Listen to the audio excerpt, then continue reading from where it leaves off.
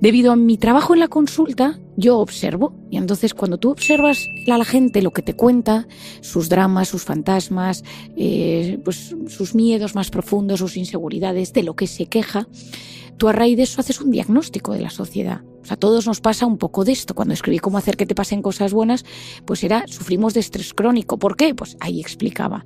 El segundo libro, Encuentra tu persona vitamina, era cómo nos vinculamos con las personas, cómo influye nuestra infancia. Hablaba del amor, del sexo, de las personas vitamina. Y este libro era ¿por qué hemos perdido la capacidad de prestar atención? ¿Por qué nos hemos convertido en una sociedad tan frágil? Todo nos molesta, todo nos irrita, todo nos enferma, todo.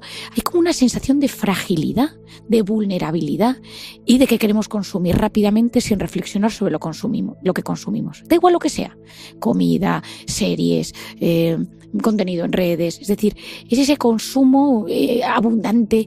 Y eso está teniendo consecuencias, meterle fast a la vida, el que todo dependa de la pantalla, el no tener tiempo para frenar y reflexionar.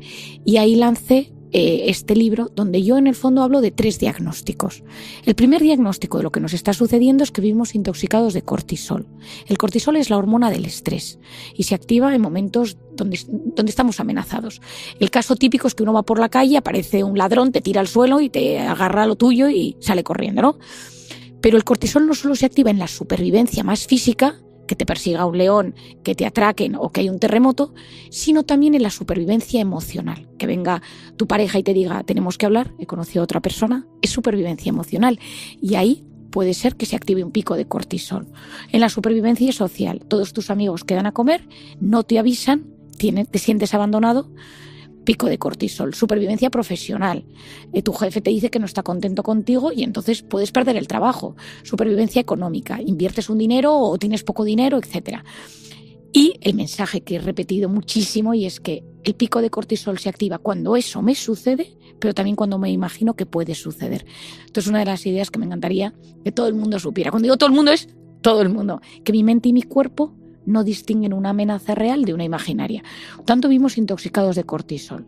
Esa intoxicación de cortisol genera inflamación y una de las cosas que genera a nivel mental es que nuestra corteza prefrontal, que es el segundo gran protagonista de este nuevo libro, que es la zona que me ayuda a prestar atención, se bloquea. Y voy a base de supervivencia. No pienso de forma adecuada. Simplemente quiero sobrevivir. No soy capaz de empatizar, no me concentro, no soy capaz de reflexionar de forma adecuada. Segundo diagnóstico. Vivimos intoxicados de dopamina. Dopamina es una hormona buena, como el cortisol. Hoy estamos aquí gracias a que nuestros padres, abuelos, bisabuelos tenían mecanismos de cortisol y dopamina buenos, porque salían corriendo cuando aparecía el león y la dopamina se activaba en el sexo y en la comida. Los 2 mecanismos básicos para la supervivencia. Y es fundamental que el placer exista, porque nosotros hacemos las cosas porque existe un placer al hacerlas. Y repetimos lo que nos gusta. Y el cerebro tiene memoria y el cerebro recuerda lo que le genera placer, lo que le calma, lo que le excita. Lo que pasa es que este sistema de recompensa, que es maravilloso, se vio hackeado por las drogas.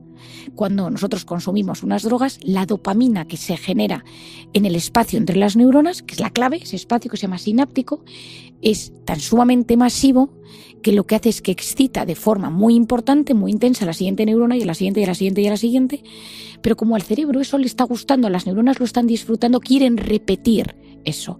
Pero esa liberación masiva de dopamina repetida a lo largo del tiempo puede conllevar un deterioro de las neuronas y que se active la adicción. Y mi cerebro necesita proteger ese mecanismo. Mi cerebro me protege. Si yo me paso el día comiendo dulce, magdalenas a todas horas, pues mi organismo, ¿qué hace? Empieza a liberar insulina para bloquear ese pico de glucosa para que yo no me enferme. Si ya soy diabético, eso puede ser un problema extremadamente serio. Bueno, pues esto que sucede con el azúcar sucede también con la dopamina. Tú me lo decías en la pregunta. ¿Con quién es el que regula ese exceso de dopamina? Al otro lado tienes el dolor.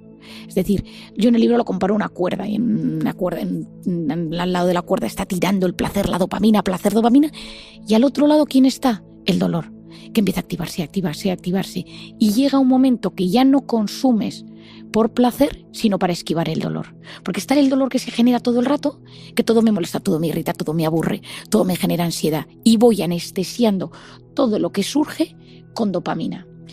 Y hay una cosa que sucede en la neurona a nivel bioquímico interesantísimo, y es que los receptores de la neurona que reciben esa llegada masiva de dopamina se empiezan a esconder y piensan. Entonces esto es un símil que a mí me encanta explicar en los libros. Dicen, hay que bloquear estos receptores para que no se transmita tanta información. Entonces empiezan a esconder receptores y se liberan menos. O sea, hay como menos dopamina circulante, pero a mi cerebro eso le ha gustado.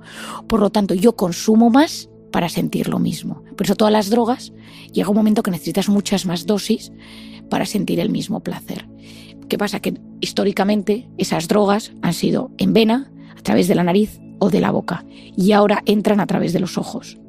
Y eso, pornografía, videojuegos, TikTok, Instagram, está diseñado para ser así. Hay el tercer bloque del libro, que es narrativo, que lo he hecho para que se cuente en los institutos, en los colegios, en las universidades, los padres lo lean con sus hijos adolescentes, es cómo esto se origina, dónde empieza pues esto que estamos viviendo ahora, que ha llegado para quedarse. Es decir, yo no soy una persona anti-digital y anti-pantallas, lo que soy una persona que explico lo que esto genera, y por lo tanto hay que decidir de forma adecuada cómo introducir esto en nuestras vidas. TikTok es una droga. Cuando yo digo que algo es una droga es que tiene un potencial adictivo.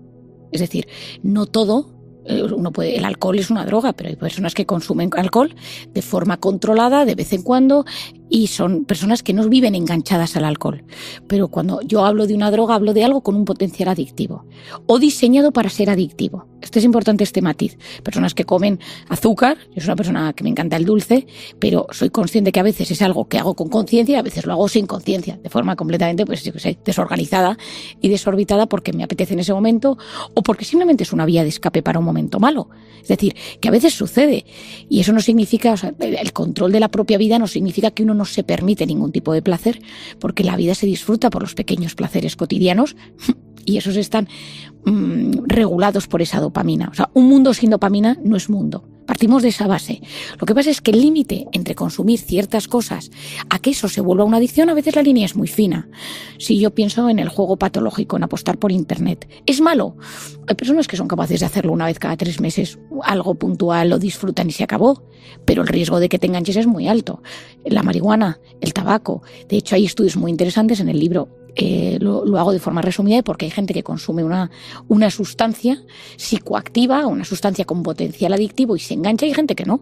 Gente que consume cocaína 3 veces al año y con 3 veces al año funciona. ¿Qué pasa en el cerebro de esas personas? Hay diferentes teorías. Está la doctora Nora Volkow desde Nueva York, que es la que más lo ha investigado, y ella tiene diferentes teorías por las cuales, que son muy bioquímicas y muy científicas, hay ciertas personas que tienden a hacerse adictas. Yo tengo pacientes en mi consulta que me dicen, María, no me des medicación porque tiendo a engancharme a las cosas, ¿no? Gente que tiene mucha conciencia de yo me engancho, no me des esto o esto otro. Por otro lado, ese potencial adictivo, que las pantallas lo tienen, quien no se ha visto de repente enganchado a una red social y dices, llevo X horas enganchado a esto. ¿Es malo TikTok? No. Lo que pasa es que es malo cuando domina tu vida, cuando te hace perder una cantidad enorme de tiempo. Lo siguiente, ¿hay cambios en el cerebro cuando uno consume constantemente TikTok, pornografía, videojuegos, de forma adictiva, o comida procesada, o comida azucarada, o tabaco, etcétera? Es decir, sí, nuestros cerebros se modifican en las adicciones. Hay estudios muy importantes y estudios de neuroimagen en los que se ve deterioro cognitivo. Ya no te explico en el alcohol, que es uno de los más frecuentes porque el consumo es muy, muy alto. Pero también puede ser benzodiazepinas, pueden ser morfina, opioides, donde nuestro cerebro sí que se modifica. Una de las cosas que sucede es que hay un cambio, como decíamos antes, en los receptores de dopamina, en la liberación normal de dopamina. Y hay un concepto en el que en el libro yo explico que se denominan carreteras neuronales. Te lo voy a explicar. Es muy simple, es un concepto muy simple que me ayudó para explicárselo a mi hijo, porque yo cuando mi hijo lo entiende, ya lo escribo. Y entonces yo le explicaba de varias maneras este tema hasta que esta la entendió y dije, pues esta es la que va en el libro. Tú imagínate que tú juegas, voy a pensar en alguien, una persona de 40 años que juega con su hijo al parchís. Aquí en Buenos Aires se juega al parchís. No tanto como en España. Dominó, al típico perfecto, dominó, sí. Un juego de mesa como de toda la vida. Y entonces empieza a jugar o al ajedrez o tal. Y entonces, en ese rato de padre con hijo hay un placer. 5 bolitas de dopamina circulan por la carretera del dominó o del ajedrez. Uno lo pasa bien, uno se ríe, uno tiene ese rato agradable. Está bien. Y es un hábito familiar de juego. Imagínate que a ese niño, al cabo de unos meses, por la comunión, por el cumpleaños, le regalan una Play, videojuegos. Y ese niño empieza a jugar de forma compulsiva a eso. Digo compulsiva en el sentido que no deja de jugar. Mamá, quiero jugar hoy otra hora más, por favor. Ahí no circulan 5 bolitas de dopamina, ahí circulan 50. Y son lo que yo denomino ladrones de dopamina. Están diseñados para generar cada vez más dopamina. Entonces esa carretera se va haciendo más grande y cada vez va circulando más dopamina. ¿Por qué se convierten en ladrones de dopamina? Porque empiezan a robar la dopamina de las carreteras secundarias, de las carreteras rurales, la carretera rural del dominó, la del ajedrez. Y esa dopamina se va y entra en la autopista esa gigante de los videojuegos. Pasa un año y tú a tu hijo le dices, ¿vuelves a jugar conmigo al dominó? Y te dice, papá, me aburre, no quiero. Y probablemente no quiera jugar y le parezca algo completamente aburrido. ¿Por qué sucede esto? Porque la carretera del dominó se ha vaciado de dopamina. Y lo que le genera placer es el videojuego. Pues esto pasa con la lectura y las series. Tú lees por la noche un libro apasionante antes de irte a dormir, 50 bolitas de dopamina. Tú te enganchas a las series, 500 bolitas. Tú tienes relaciones sexuales con tu pareja, 100 bolitas, 150 bolitas. Empiezas a ver porno, 200, 300, 400 bolitas. Tú sustituyes por ejemplo, tú tomas fruta y entonces algo rico, le das a tus hijos fruta de merienda y de repente un día empiezas a meterle galletas, un caramelillo, no pasa nada, tal. Pues claro, tiene mucho más azúcar, tiene más sabor y por lo tanto cuando le das fruta te dice, no sabe a nada. ¿Entiendes? O sea, esto te lo podría dar con 1000 ejemplos del día a día. Entonces, en el fondo, cuando yo a los pacientes o a la gente les explico, le digo, tenemos que volver a reconfigurar esas carreteras, a conseguir que esas carreteras que se han llenado de arbustos, de pinchos, pues hay que volver a generar espacio. En el caso más grave, tú imagínate que alguien empieza alcohol, cocaína y mete otra droga, la que sea. Al final solo circula dopamina por ahí. Y entonces la gente te dice, y esto se ve como psiquiatras y psicólogos y terapeutas, uno de los síntomas típicos de los adictos graves es que no disfrutan con ningún placer cotidiano. Otro día un paciente mío está enganchadísimo desde hace un año a la droga, a la cocaína, a diferentes drogas, y he intentado que lo deje, pero ha sido curioso, ha sido en el momento que su hermano, que es de un hermano mellizo al que adora, va a ser padre, y le ha dicho que él va a ser el padrino, y él nota que cuando su hermano se lo dice, a él le da igual. Dice, me dio igual. Y yo me conozco y sé lo sensible que he sido siempre. Y dije, que mi hermano me hace padrino de su primer hijo y a mí esto no me da ni un ápice de felicidad. Me da igual. O sea, lo sentí como vacío. ¿Qué me está pasando? Y entonces vino a verme y me dijo, ayúdame. Y entonces le dije, es que cuando tú vives enganchado a una droga, los placeres cotidianos, ir a visitar a tu madre, quedar con amigos, e ir a ver un partido de fútbol, nada te llena. Lo único que quieres es estar enganchado a tu droga. Y por eso, aquí respondo a tu pregunta, poquito a poco, si consigues bajar el consumo, y entonces esto es súper importante, por eso los psiquiatras de esto tenemos que saber que cada sustancia, desde tabaco, alcohol, videojuegos, yo tengo pacientes que estamos haciendo esa habituación a videojuegos que están 17 horas enganchados a videojuegos o a redes sociales, cada uno requiere un tipo de tratamiento y sobre todo muy integral, porque claro, tú les quitas de algo, pero tienes que introducir a otra cosa, porque si no esa persona se siente en el vacío más completo. Y al cabo de 4 semanas se empiezan a reactivar esos receptores, esas carreteras se empiezan a modificar. Las personas que más saben del tema de adicciones en el mundo, la catedrática de Stanford, Nora Volkow, etcétera, hablan de 4 semanas.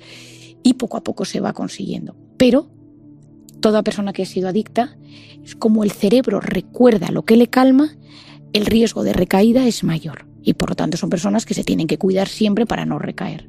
La que te ayuda a ver más allá es la corteza prefrontal.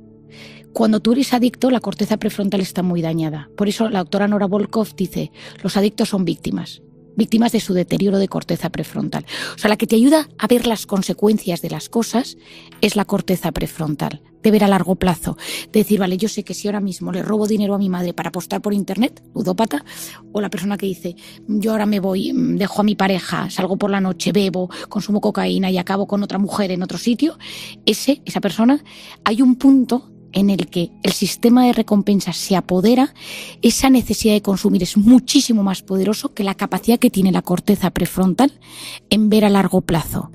La corteza prefrontal en las personas que están con una adicción está deteriorada. De hecho, por eso en el libro es el segundo personaje. O sea, el primero se entiende tu dopamina, el segundo entiende tu corteza prefrontal.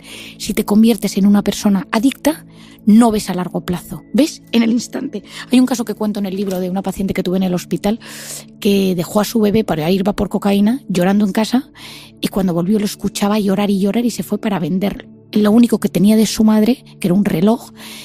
Vendió mal el reloj, que era el único recuerdo de su madre, que antes de morir le dio su reloj, que eso había regalado el marido, el padre, antes de casarse. Lo vende por nada, con eso compra cocaína, abandona al hijo en casa y llega y se encuentra que lo único que tenía de su madre lo ha vendido y que el bebé llora. Y dice, pero ¿cómo no fui capaz de darme cuenta, no?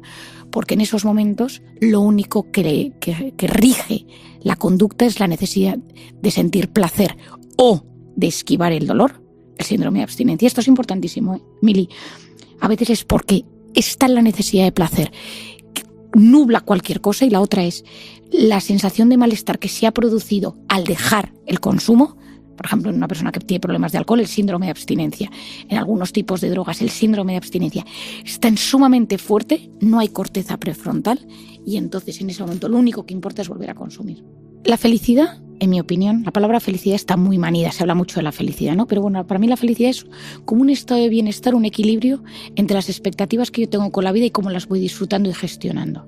Es decir, la felicidad no es un estado de plenitud constante, eso no existe, al menos en este barrio. Es decir, al final todos libramos batallas en nuestra vida. No hay nadie tan rico, tan poderoso, tan estupendo, que no tenga batallas en su vida, preocupaciones, inquietudes. Y parte yo creo que de la felicidad en la vida consiste en aceptar que nos van a llegar cosas malas y que cuando lleguen las malas las gestionemos de la mejor manera posible y que las buenas seamos capaces de disfrutarlas. Entonces, esa felicidad, llamémosla felicidad, depende del sentido que yo le doy a mi vida. Es decir, consiste en que yo me levanto por la mañana y digo, mi vida tiene un sentido. La persona que más ha hablado de este tema, seguro que aquí en Argentina se le conoce, es el doctor Viktor Frankl, el padre de la logoterapia. Me acabo de volver a leer sus libros, que una vez cada 2 o 3 años los vuelvo a releer.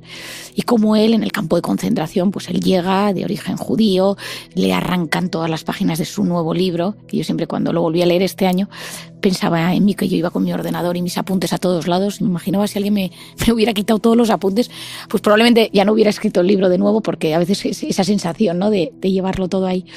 Y entonces él empieza a darse cuenta en el campo de concentración que la gente que tiene un motivo por el que vivir, y dentro del campo de concentración es volver a ver a mi esposa, volver a mi empresa, volver a ver a mis hijos, volver a esa esperanza por algo, tener esa ilusión, consigue que la persona tenga más energía, más fuerza para sobrevivir. De hecho, cuenta un caso muy curioso de un tipo que dentro de su barracón, que soñó un día que les iban a liberar, me parece, si no recuerdo mal, que era el 3 de abril del año 45, y que les iban a liberar ese día, creo que era ese, no me acuerdo exacto, pero creo que era ese día. Y entonces él se levantó una mañana y dijo, he soñado de forma real que nos van a cierto día, de cierto mes. Y entonces todas las mañanas se levantó y decía, hoy quedan 90 días, hoy quedan 80 días, hoy quedan 70 días. El 3 de abril no les liberaron. Y el día siguiente, al día siguiente, había muerto. Es decir, su organismo no aguantó. O sea, pudo la esperanza hasta el día siguiente. Entonces, para Viktor Frankl era, pero bueno, ¿esto qué es? O sea, ¿esto qué significa, no? La logoterapia es la terapia del sentido.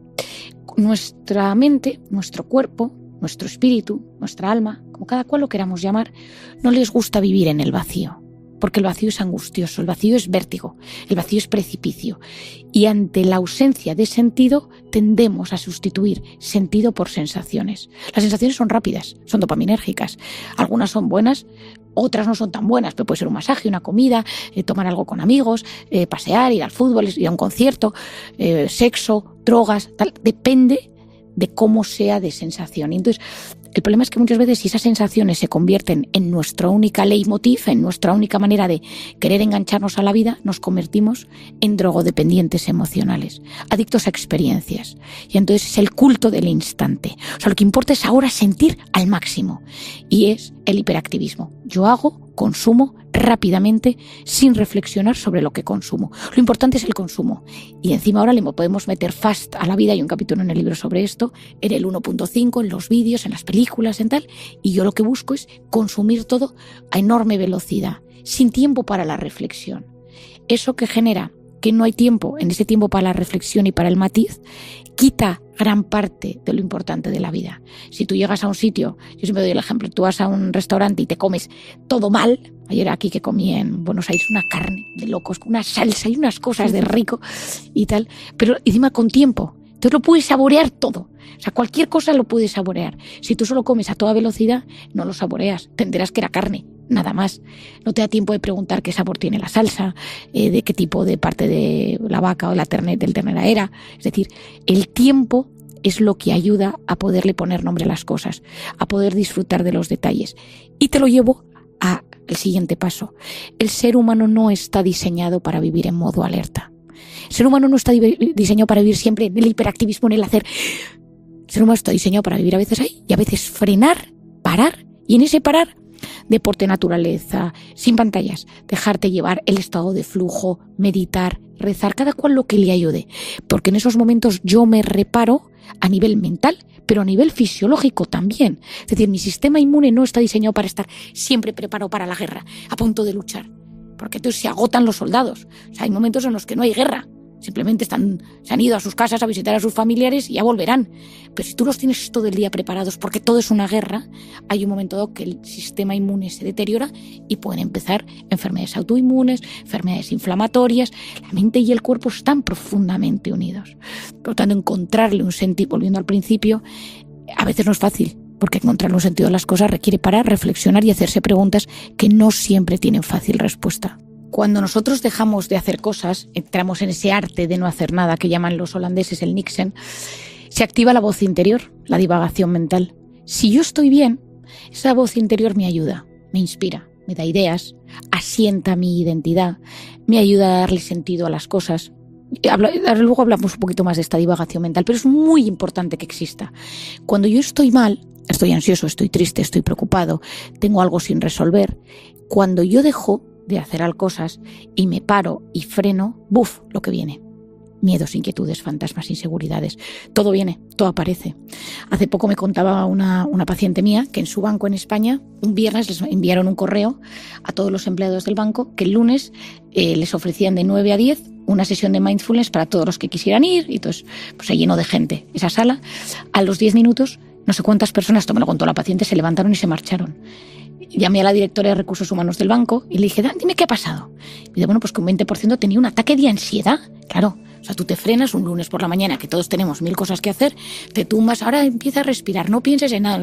Una angustia vital, porque a todo el mundo le viene pues sus pensamientos. Si eres una persona que no tienes un cierto equilibrio emocional, te vienen tus grandes temores, tus grandes miedos, tus grandes inseguridades. Ahí aparecen en ese momento. Entonces, cuando tú dejas de hacer, te enfrentas a tu voz interior.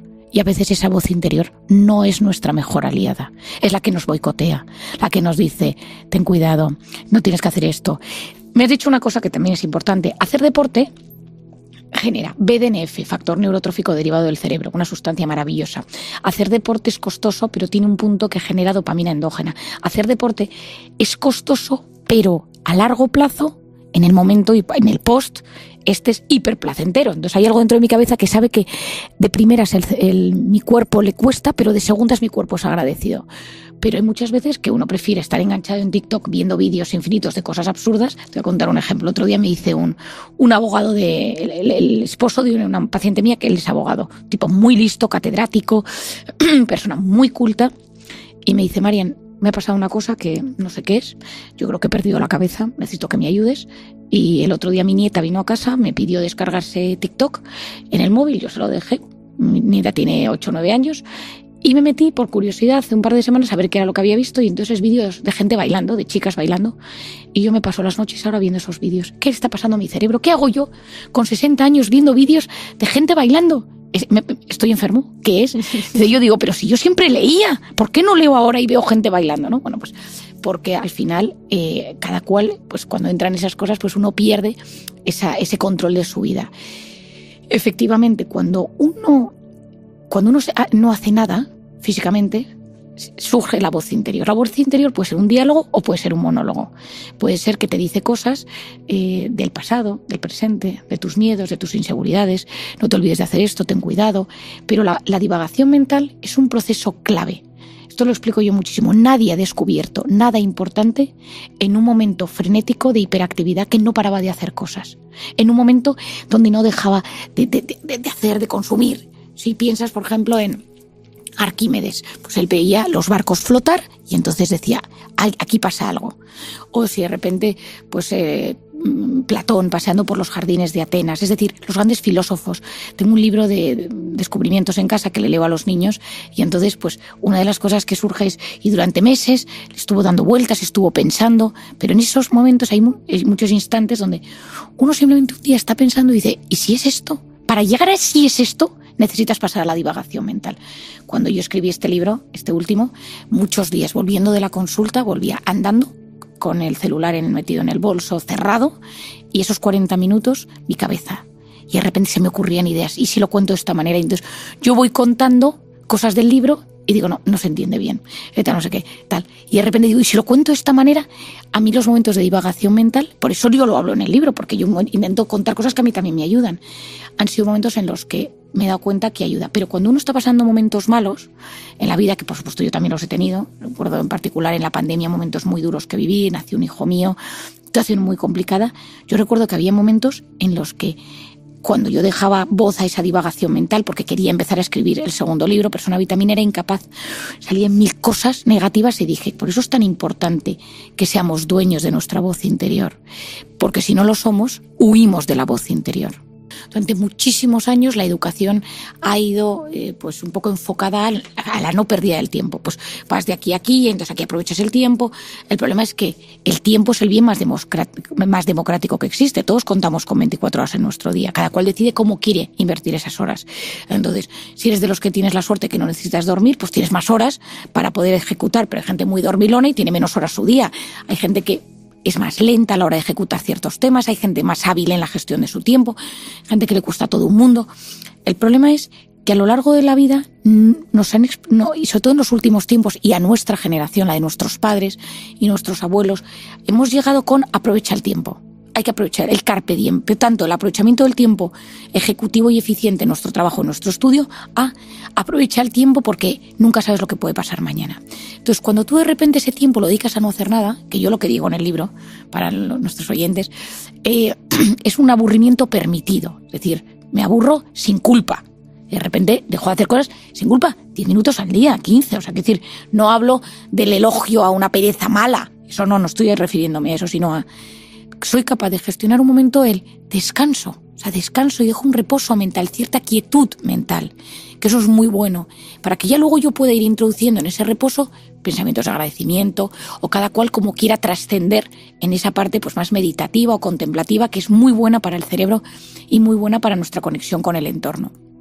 Pero a lo largo de la vida hay un concepto que lo llamo en Encuentra tu Persona Vitamina, lo llamo la grabadora, que yo creo que puede ayudar en esto para que la gente lo entienda. Cuando yo estaba en consulta, cuando estoy en consulta, una de las cosas que me sucedía hace unos años era que yo desactivo mucho voces interiores negativas. Entonces yo a mis pacientes les digo, ¿cómo te hablas tú? No eres suficiente, no te van a contratar, te vas a quedar solo, nadie te quiere, eres gordo, eres, no sé qué, físicamente, tal. O sea, esa especie de voz interior que a veces nos machaca. Y yo decía, ¿de dónde viene esta voz?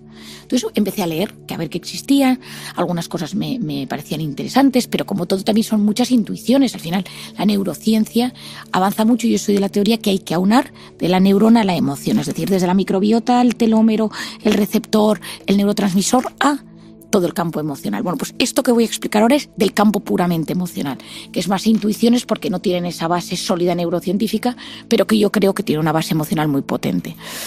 Yo suelo explicar que cuando un bebé nace es como que, vas a ver todo el símil, como si metieran un chip en el cerebro en blanco y entonces se pusiera a grabar. Es decir, a ese bebé, a ese niño se le empiezan a grabar cosas de cómo hablan los padres entre ellos o los cuidadores, cómo hablan de él a otros, cómo se dirigen a él. Todo eso, este niño es un pesado, es más vago que su hermano, este es el más listo, no hay quien le aguante, no vas a llegar a nada en la vida, deberías estar más delgado, deberías hacer más deporte. Y hay un día que esa grabadora hace stop y le dan al play. Y ese play se convierte en la voz interior. Y te ves repitiéndote frases que te decía tu madre, que te decía tú, o incluso a veces pasa en la edad adulta. Mi ex siempre me decía, si no haces esto, tal.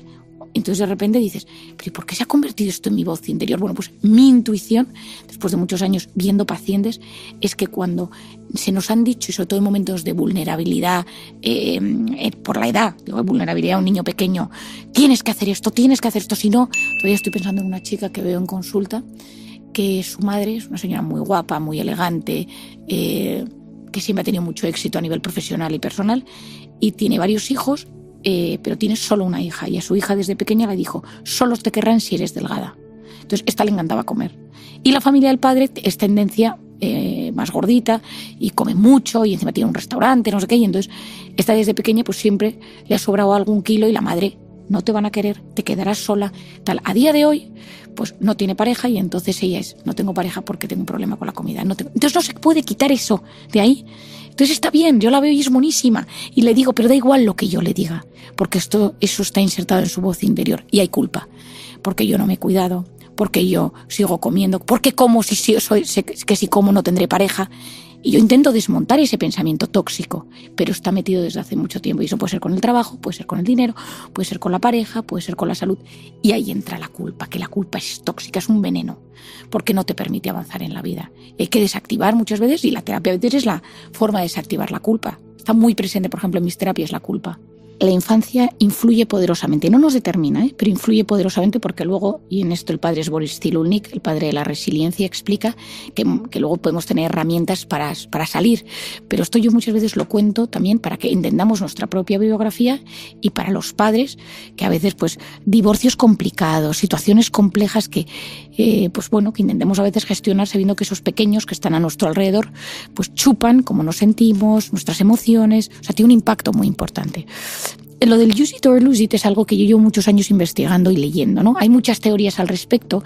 De hecho, hace poco leí que había un artículo neurocientífico haciendo como una revisión si realmente esto es tan así como se cree o no. Bueno, lo que pasa es que las cosas como en la neurociencia avanza, porque claro, pues las técnicas van mejorando, pero lo que sí se intuye es que las zonas que yo más empleo de mi cerebro, si yo las empleo, pues hay un neurólogo español que se llama el doctor Pascual Leone, que trabaja en Estados Unidos. Bueno, ahora creo que está entre España y Estados Unidos, que él descubrió que niños que tocaban el piano durante unas semanas, pues había zonas de su cerebro que se desarrollaban al tocar el piano, y si ese niño dejaba de tocar el piano, esas zonas pues volvían a su estado original. Bueno, pues esto pasa con mucho. Se ha hecho un estudio, que creo que en el libro lo pongo, seguro que lo pongo, de los taxistas de Londres, que es, pues hay que estudiar tal cantidad de calles que esas personas tenían zonas de la memoria de su cerebro más desarrolladas durante la época del examen. Pues hay personas que hacen oposiciones, que no sé si aquí se llaman oposiciones, exámenes muy duros de especializarse en temas concretos de la medicina, temas jurídicos, etcétera, se desarrollan más áreas del cerebro. El deportista, pues que ejecuta más zonas de su cerebro a nivel físico. Bueno, pues a nivel de la corteza prefrontal, que es esta que nos interesa que nos funcione bien, si yo no la uso, si yo la bloqueo, pues lo que se está viendo es que esa zona se desarrolla peor. Un poco lo que yo lanzo con este libro es protege tu corteza prefrontal, porque es la zona que te va a ayudar a gestionar, a tomar decisiones, a ser capaz de planificar, a ser capaz de posponer la recompensa, a ser capaz de ponerte en el lugar del otro. O sea, es una zona súper importante en la gestión de uno mismo, de nuestras propias emociones.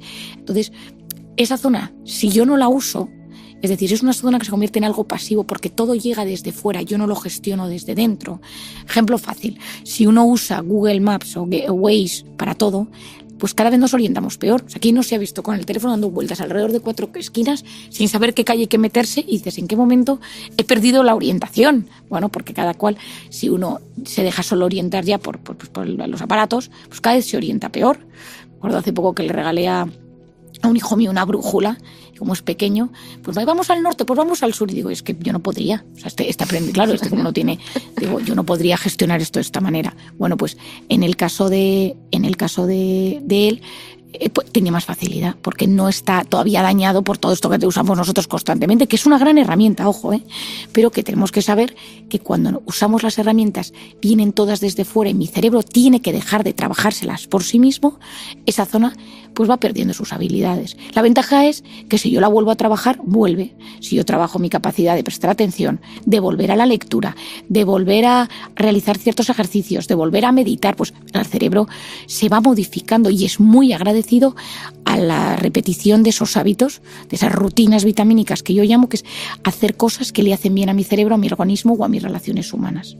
El abrazar el dolor es un concepto que cuando lo escribí, creo, y en el libro lo pone, digo, querido lector, no dejes de leer esto. O sea, si esto te incomoda, al escuchar Abraza el dolor, dame una oportunidad para explicártelo. Igual que explicábamos al principio, que en ese equilibrio del placer-dolor, en un lado está el placer tirando, y en otro lado está el dolor. Pues lo que se ha descubierto es que cuando tú permites microdosis de dolor, el organismo empieza a generar dopamina endógena para equilibrar esa cuerda. Es decir, yo me apetece un vaso de agua ahora y espero. Me apetece comer y espero un poco. Me apetece comprobar mi WhatsApp y espero.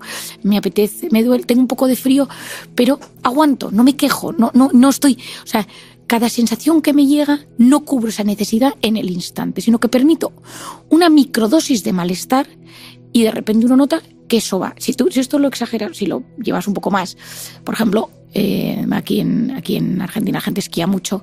Cuando tú vas a esquiar, pues el esquí tiene la bota que aprieta, el frío que hace, te caes, el esquí, el no sé cuántos, tal. Pero qué sensación el apresquí. Es que qué sensación, el momento que te quitas la bota, llegas a un sitio, te tomas algo caliente, o sea, es indescriptible, pero viene porque has tenido un poquito de dolor, viene porque has sufrido un poquito de dolor.